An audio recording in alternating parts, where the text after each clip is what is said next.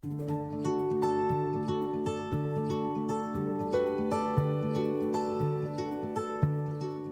designing our new kitchen, I knew I wanted this wall to be some sort of feature wall, not just plain old drywall. I also knew I wasn't going to do typical backsplash on it. Our old kitchen had beadboard wainscoting, and when considering the different options, I liked the idea of including beadboard here, as a little reminder of our original kitchen. One of the frequent questions we're asked is if it's hard to keep clean, especially behind the stove. I've never had any problems cleaning it. Our old kitchen also had it behind the stove, and it's super easy to just wipe down. We used satin finish with our paint, and there's no problems cleaning it. We're also asked about the wood behind the sink, and as you'll see in the video, we did coat those boards with polyurethane to provide extra protection. It's been up over a year, and so far, no issues. We started out by removing the outlet covers and light fixtures on this wall.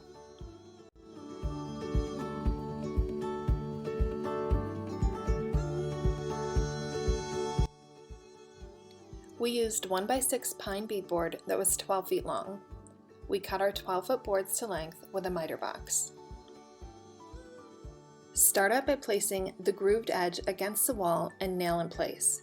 The first board you will need to nail through the front along the edge of the wall and nail through the base of the tongue at an angle. Take your second board, slide the groove onto the tongue of the previous board. Use a block made from a scrap piece of beadboard and tap into place. Nail along the tongue.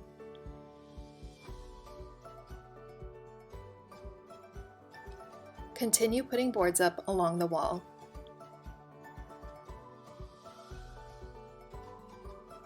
When you reach an outlet, place the board next to the outlet and measure and mark the dimensions of the outlet onto the board. We used a miter box to cut the top and bottom of the outlet hole and a jigsaw to cut the side. You could just use a jigsaw to cut the hole. Slide the board into place and nail along the tongue. We cut boards to size to fit around the window, installing the boards the same way.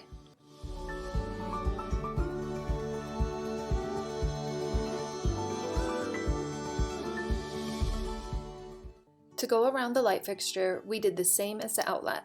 Just measure and mark the dimensions of the hole and cut out. Our light hole was in the middle of the board, so we drilled a hole to start the blade of the jigsaw in.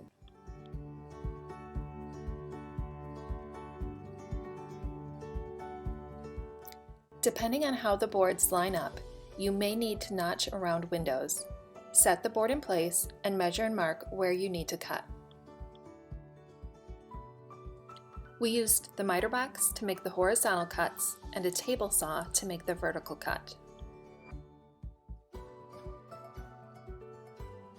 Nail the board in place. Once our boards were all in place, we used primer stain blocker to seal the knots on the boards.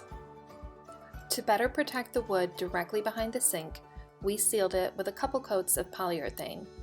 If you're just doing this as a regular wall, you won't need to do this step. Next, we primed the boards.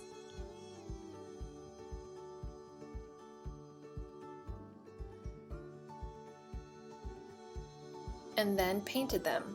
We used a brush to paint the grooves and then rolled the flat part of the boards. Once the paint was dry, we put back the outlet covers and lights.